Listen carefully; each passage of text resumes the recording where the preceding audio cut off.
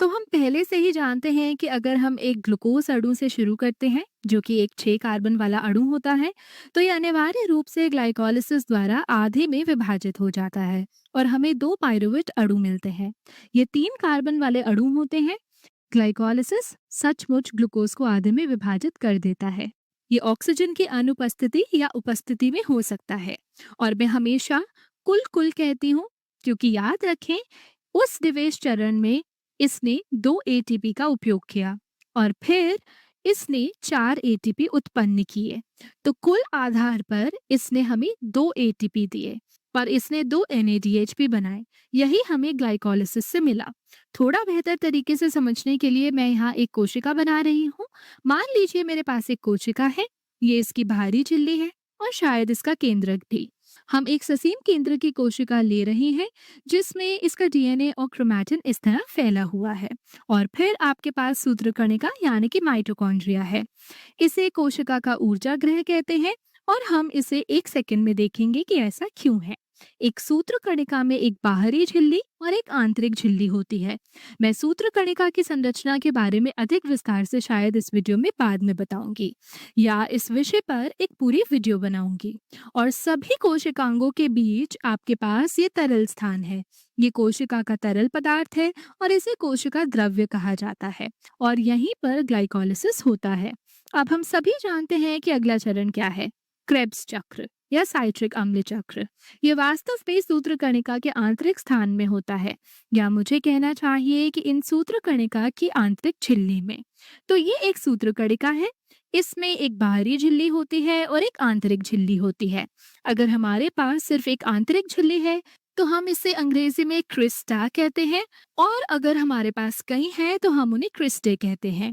ये छोटी सी जटिल आंतरिक झिल्ली है, तो ये क्रिस्टे है। और फिर इसमें 2 खंड होते हैं क्योंकि ये इन 2 झिल्लियों से विभाजित होता है। यहाँ इस खंड को बाहरी खंड कहा जाता है और फिर यहाँ इस आंतरिक खंड को आधात्री कहा जाता है। अब आपके पास ये पाइरुवेट है, लेकिन ये क्रेब्स चक्र के लिए पूरी तरह से तैयार नहीं है। आप इन्हें क्रेब्स चक्र के लिए कैसे तैयार करेंगे? ऑक्सीकरण से। मैं इनमें से सिर्फ एक पाइरुवेट पर ध्यान केंद्रित करूंगी, लेकिन हमें बस ये याद रखना है कि ये प्रक्रिया ग्लूकोज के हर अणु के लिए 2 बार होती है। हम इसे पाइरुवेट ऑक्सीकरण कहते हैं और अनिवार्य रूप से ये पाइरुवेट से एक कार्बन को अलग कर देता है और इस तरह आपको 2 कार्बन वाला एक यौगिक मिलता है जिसे एसिटाइल कोएंजाइम ए कहते हैं, और ये कुछ NAD+ का NADH में भी अपचयन करता है। ये वास्तव में क्रेब्स चक्र के लिए एक प्रारंभिक चरण है। अब एक बार जब आपके पास ये 2 कार्बन वाली श्रृंखला एसिटाइल कोएंजाइम ए आ जाती है, तो आप क्रेब्स चक्र को समझने के लिए तैयार हैं। ये लंबे समय से चर्चित क्रेब्स चक्र है और आप 1 सेकंड में देखेंगे कि इसे चक्र क्यों कहा जाता है। और ये सब एंजाइम द्वारा उत्प्रेरित होता है। एंजाइम केवल प्रोटीन होते हैं जो उन घटकों को एक साथ लाते हैं जिन्हें सही तरीके से अभिक्रिया करने की आवश्यकता होती है ताकि वो अभिक्रिया करें। ये एसिटाइल कोएंजाइम ए कुछ ऑक्सैलो एसिटिक अम्ल के साथ विलीन हो जाता है। ये एक 4 कार्बन वाला अणु है। ये दोनों एक साथ अभिक्रिया करते हैं। ये सब एंजाइम द्वारा उत्प्रेरित होता है और ये महत्वपूर्ण है। क्रेब्स चक्र एक एंजाइम उत्प्रेरित अभिक्रिया है जिसमें साइट्रेट या साइट्रिक अम्ल बनता है जो आपके नींबू पानी या संतरे के रस में होता है। और ये एक 6 कार्बन वाला अणु होता है जो समझ में आता है, यानी एक 2 कार्बन अणु और एक 4 कार्बन अणु के जुड़ने से आपको एक 6 कार्बन वाला अणु मिलता है। और फिर साइट्रिक अम्ल कई चरणों में ऑक्सीकृत होता है। फिर से कार्बन अलग हो जाते हैं। दोनों 2 कार्बन को ऑक्सैलो एसिटिक अम्ल में वापस लाने के लिए अलग किया जाता है। और आप कह सकते हैं जब ये कार्बन अलग हो जाते हैं तो इनका क्या होता है? ये कार्बन डाइऑक्साइड बन जाते हैं। तो यहीं पर कार्बन डाइऑक्साइड वास्तव में बनती है। ग्लूकोज के प्रत्येक अणु के लिए आपके पास 6 कार्बन होते हैं। जब आप ये पूरी प्रक्रिया एक बार करते हैं तो आप कार्बन डाइऑक्साइड के 3 अणु उत्पन्न करते हैं, लेकिन आप इसे 2 बार करने जा रहे हैं। इसलिए आप 6 कार्बन डाइऑक्साइड अणु उत्पन्न करने जा रहे हैं जो सभी कार्बन के लिए जिम्मेदार हैं। लेकिन ये चक्र सिर्फ कार्बन उत्पन्न नहीं करता, पूरा विचार NADH और FADH2 और ATP उत्पन्न करना है। हम कुछ NAD प्लस का NADH में अपचयन कर देंगे, हम इसे फिर से करेंगे और बेशक ये अलग अलग चरणों में है, मध्यवर्ती यौगिक है। मैं आपको इन्हें एक सेकंड में दिखाऊंगी। एक और NAD प्लस अणु का NADH में अपचयन हो जाएगा, ये कुछ ATP का उत्पादन करेगा, कुछ ADP ATP में बदल जाएंगे, कुछ FAD FADH2 में बदल जाएंगे। आप सोच सकते हैं, अरे कोशिकीय श्वसन पूरी तरह से ATP के बारे में है, तो फिर हम इन NADH और इन FADH2 पर ध्यान क्यों दे रहे हैं, जो प्रक्रिया के हिस्से के रूप में उत्पादित होते हैं? हम ऐसा इसलिए करते हैं क्योंकि ये इलेक्ट्रॉन परिवहन श्रृंखला में निवेश है। ये ऑक्सीकृत हो जाते हैं या इलेक्ट्रॉन परिवहन श्रृंखला में अपने हाइड्रोजन खो देते हैं और यहीं पर एटीपी का बड़ा हिस्सा वास्तव में उत्पादित होता है और फिर शायद हमारे पास एक और NAD कम हो जाएगा या हाइड्रोजन में वृद्धि होगी और फिर हम ऑक्सैलो एसिटिक अम्ल पर वापस आते हैं और हम पूरे साइट्रिक अम्ल चक्र को फिर से कर सकते हैं। तो अब जब हमने ये सब लिख लिया है, तो आइए हम इस बात का हिसाब लगाते हैं कि हमारे पास क्या है। तो यहाँ उस रेखा की बाईं ओर सब कुछ ग्लाइकोलिसिस है। हम ये पहले ही सीख चुके हैं। कुल 2 ATP 2 NADH। अब साइट्रिक अम्ल चक्र में सबसे पहले पायरुवेट का ऑक्सीकरण होता है। इस प्रक्रिया में एक NADH का उत्पादन होता है, लेकिन ध्यान दें, यदि हम ये जानना चाहते हैं कि एक ग्लूकोज अणु से कुल कितना उत्पादन हो रहा है, तो हमें ये समझना होगा कि ये NADH केवल एक पायरुवेट से उत्पन्न हुआ है। चूंकि ग्लाइकोलिसिस की प्रक्रिया में 2 पायरुवेट बनते हैं, इसलिए इसके बाद की सभी गणनाओं में हमें हर चीज को 2 से गुणा करना होगा। इसलिए पायरुवेट ऑक्सीकरण से कुल 2 NADH उत्पन्न होते हैं। और फिर जब हम इस तरफ देखते हैं औपचारिक क्रेब्स चक्र, तो हमें क्या मिलता है? हमारे पास कितने NADH है?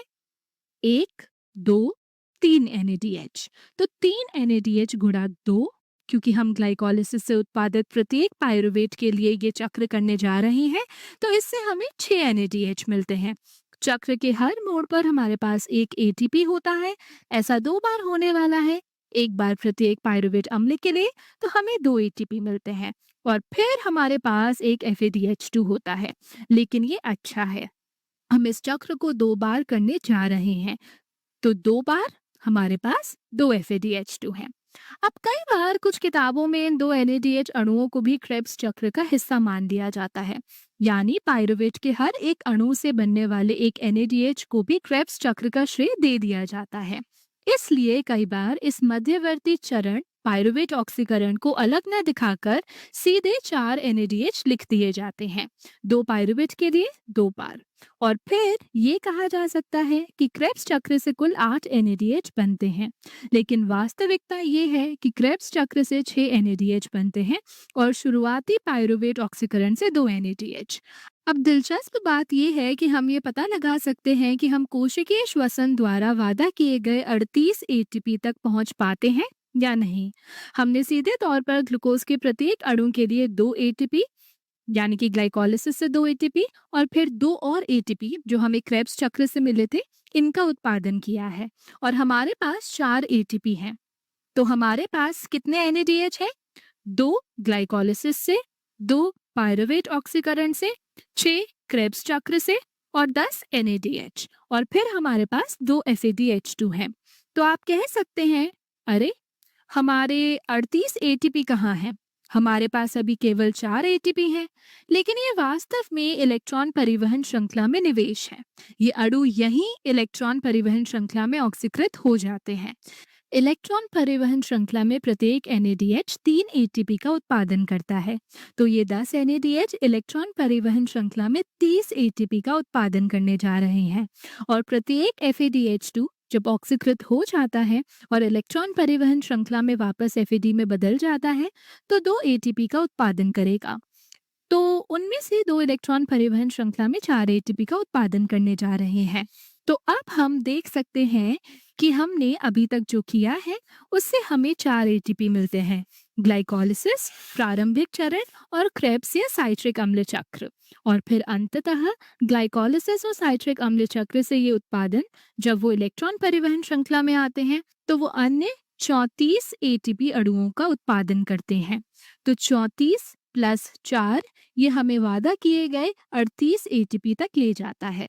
अधिकांश कोशिकाओं में वो वास्तव में वहां तक नहीं पहुंच पाते हैं। हमने अब तक जो कुछ भी बात की है वो कार्बोहाइड्रेट चयापचय है, या हम इसे शर्करा अपचय कह सकते हैं। हम एटीपी बनाने के लिए शर्करा को तोड़ रहे हैं, लेकिन प्राणी जिनमें हम भी शामिल हैं, हम अन्य चीजों को अपचयित कर सकते हैं। हम प्रोटीन को अपचयित कर सकते हैं, हम वसा को अपचयित कर सकते हैं। यदि आपके शरीर में कोई वसा है तो आपके पास ऊर्जा है। और दिलचस्प बात यह है कि स्पष्ट रूप से ग्लाइकोलिसिस का इन चीजों के लिए कोई उपयोग नहीं है। हालांकि वसा को यकृत में ग्लूकोज में बदला जा सकता है, लेकिन दिलचस्प बात यह है कि क्रेब्स चक्र इन अन्य अपचय तंत्रों के लिए प्रवेश बिंदु है।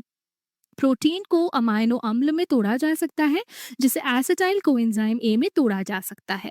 वसा को ग्लूकोज में बदला जा सकता है, जो वास्तव में पूरे कोशिकीय श्वसन में जा सकता है।